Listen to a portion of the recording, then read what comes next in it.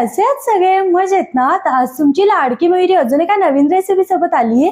तर कारलं कारलं म्हटलं की आधीच सगळे तोंड वाकडं करतात. जस्ट बिकॉज की कारल्याची भाजी कडू लागते. पण हीच कारल्याची भाजी जर कडू नाही झाली तर मग तर खाल ना तुम्ही. म्हणूनच आज मी तुमच्यासाठी अशी कारल्याची भाजी बनवणार आहे, जी अजिबात म्हणजे अजिबातच कडू लागणार आहे. ह्याची गॅरंटी मी तुम्हाला देते. पण मी ज्या स्टेप सांगते ना, त्या एकही स्टेप ना चुकवू नका. तेव्हाच तुमचं कारल्याची भाजी अजिबात कडू लागणार नाही. तर चला मस्त चमचमीत अशी कडू न होणारी कारल्याची भाजी बनवूया. तर मंडळी, कारल्याची भाजी बनवण्यासाठी ना, हे बघा मी बाजारातून छान अशी छोटी छोटी कारली आणलेली आहेत. तुम्ही मोठ्या आकाराची आणू शकता किंवा ना बाजारात पांढरी कारली सुद्धा येतात, त्याची सुद्धा भाजी खूप छान लागते बरं का. ती सुद्धा तुम्ही आणू शकता. तर हे बघा, सगळ्यात आधी तर कारला आपण असं कट करून घेतलं ना, की ह्याला ना आपण पहिलीच चूक करतो ती म्हणजे कारलं चिरताना, ज्यामुळे आपली भाजी कडू होते. आता काय करायचं, इथून मधून ना हे दोन भागात असं आपल्याला फाकून घ्यायचंय. चाकूची पण धार गेली राव माझ्या तर. हे बघा, असं दोन भागामध्ये तुम्हाला फाकून घ्यायचंय.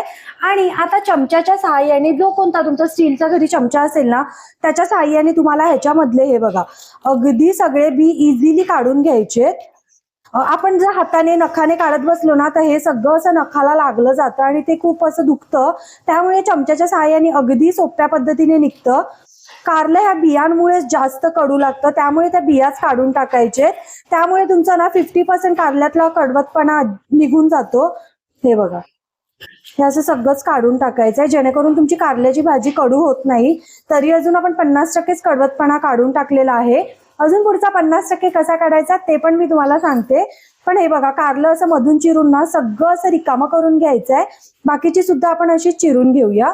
आता म्हणजे हे बघा, आपण सगळ्या कारल्यामधल्या ना बिया काढून घेतले चमच्याच्या सहाय्याने, मस्त रिकामी केली आहेत कारली. जेव्हा आपण कारली गोल चिरतो ना, तेव्हा कसं बिया आतमध्येच राहतात. पण जेव्हा आपण मीठ टाकून चुरायला घेतो ना, तेव्हा त्या बिया अर्ध्या निघतात पण अर्ध्या तशाच राहतात. त्यामुळे ना असं उभं कारलं चिरायचं, सगळ्या बिया काढायच्या, जेणेकरून तुमच्या कारल्यातला कडवटपणा ना खूप कमी व्हायला मदत होते. आता ही कारली घेऊन ना अशी छान चिरून घ्यायची आहे. जास्त पातळ नाही चिरली ना तरी देखील चालेल, काहीच हरकत नाही, कारण शिजली जातात ती भाजीमध्ये. ह्याच्यात अजून आपण एक दोन साहित्य टाकणार आहे, ज्याच्यामुळे तुमची कारल्याची भाजी ना अजिबात कडू लागणार नाही. इवन कारलं न खाणारे सुद्धा खूप आवडीने खातील. माझ्या नवऱ्याला कारलं अजिबात आवडायचं नाही, जस्ट बिकॉज की ते खूप जास्त कडू होतं. पण मी कारल्याच्या ना 4 ते 5 प्रकाराने वेगवेगळ्या भाज्या बनवते आणि सगळ्याच त्यांना आता हल्ली आवडू लागलेत, अगदी आवडीने खातात. म्हणजे कडू लागत नाही म्हणून, कडू लागलं की मग ते खायला मागत नाहीत. तर हे बघा, सगळं असं बारीक चिरून घ्यायचं आहे कारलं आपल्याला. तुम्हाला हवं तर तुम्ही अजून बारीक चिरू शकता, अजून जाड चिरू शकता, काहीच हरकत नाही. हे बघा, आपण सगळी कारली ना अशी चिरून घेतली आहे छानपैकी. आता ती एका ना ताटात आपल्याला ट्रान्सफर करायची आहे, व्यवस्थित अशी पसरून. त्यामध्ये ना आपल्याला मीठ टाकायचंय. हे बघा, इतकं मीठ मी टाकतीये, म्हणजे 1 चमचा तुम्ही ऍड करू शकता. आणि संपूर्ण कारल्याला असं लावून ही कारली 15 ते 20 मिनिटं बाजूला ठेवून द्यायची आहेत आपल्याला, जेणेकरून कारल्याला ना मस्त असं पाणी सुटलं जातं. आणि मग चुरून त्याच्यातलं पाणी 2-3 वेळा बदलून ना मग आपण भाजी करू शकतो. पण आता ह्याला सध्या तरी मीठ लावून 15 ते 20 मिनिटं बाजूला ठेवून देऊया. तर मंडळी, हे बघा, बघू शकता तुम्ही, फक्त 15 ते 20 मिनिटं आपण कारलं ठेवलेलं आणि किती पाणी सुटलंय बघू शकता मिठामुळे कारल्याला. असं केल्याने काय होतं, आपल्या कारल्याचा जो कडवटपणा असतो ना तो कमी व्हायला मदत होते आपल्याला. बरेच जण म्हणतात कारलं कडूच असतं, मग भाजी कडूच होणार, पण असं काही नसतं राव. प्रॉपर पद्धतीने बनवलं ना की कारलंही कडू लागत नाही. हे बघा, आता व्यवस्थित असं 2 ते 3 मिनिटं चुरून घ्यायचं. हे काम ना आमच्या घरी माहेरी पप्पा करायचे. मस्त कारली आणायचे, चिरायचे, मस्त त्याला ना असं मीठ टाकून चुरायचे. बिकॉज ह्याला खूप जास्त मेहनत आहे. खायला गोड लागतं कारलं नंतर बनवल्यावर, पण अशी खूप मेहनत आहे.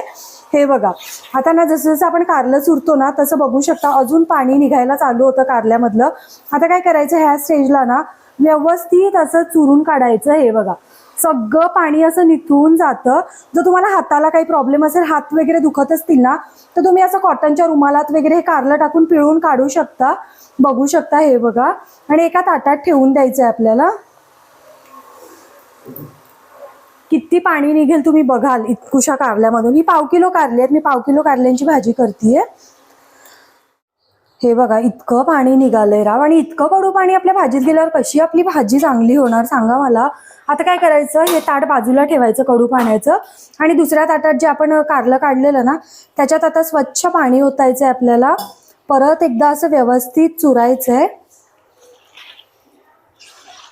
असं केल्याने ना कारल्यामध्ये थोडंफार जो काही कडूपणा असतो ना तो अजून निघायला मदत होते आपल्याला. हे बघ, आणि आता हे सुद्धा सेम प्रोसेसने असं घट्ट पिळून पाणी ह्याच्यातलं सुद्धा काढायचं आहे आपल्याला. ही प्रोसेस ना मी 1 ते 2 वेळा करते, म्हणजे आता हे कारलं पिळून काढलं ना की अजून एका पाण्यातून मी काढणार आहे, मग आपलं कारलं भाजीसाठी तयार होतं. तर आता मी असं कारलं ना सगळं धुवून काढते अजून एका पाण्यातून, आणि डायरेक्ट भाजी करायला घेऊया आता.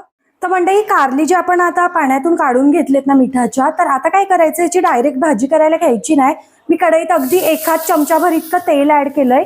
त्या तेलातून ही कारली ना मस्त थोडासा लालसर कलर येईपर्यंत भाजून घ्यायचेत आपल्याला, जेणेकरून ना कारलं जे आहे ना त्याचा कडवटपणा कमी व्हायला मदत होते.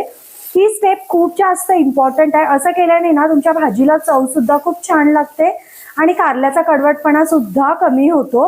हे आपण पाण्यातून काढलंय ना त्यामुळे थोडंसं फ्राय व्हायला वेळ घेतं, पण ठीक आहे. मीडियम फ्लेमवरच ह्याला आपल्याला परतून घ्यायचं. जर हाय फ्लेम करत असाल ना तर असं 1-1 मिनिटाला मध्ये मध्ये मिक्स करत राहा. तर मंडळी, हे बघा इतकं कारलं आपल्याला भाजून घ्यायचंय. मी तुम्हाला एक दाखवते.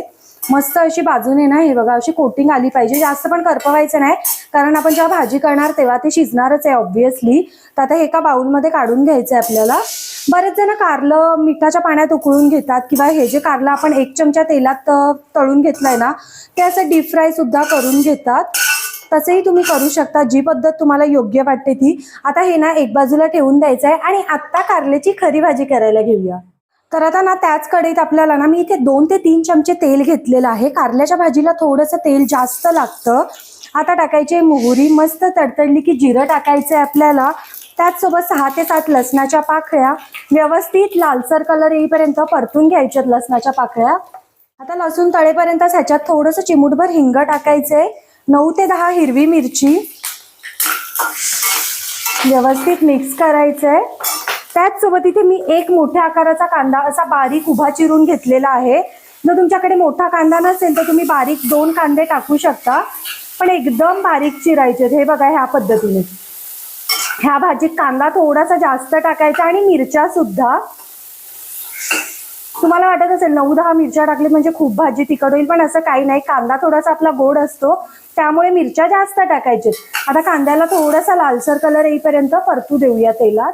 तर मंडळी, हे बघा आपल्याला कांदा असा व्यवस्थित तळून घ्यायचा, जास्त करपवायचा नाही. मस्त असा ना लालसर कलर येईपर्यंत परतून घ्यायचंय. आता त्यामध्ये 1 बारीक चिरलेला टोमॅटो ऍड करायचंय. त्याच सोबत आपल्या भाजीला जितकं मीठ लागणार आहे तितकं आत्ताच मी ऍड करते, जेणेकरून टोमॅटो मस्त सॉफ्ट होतो.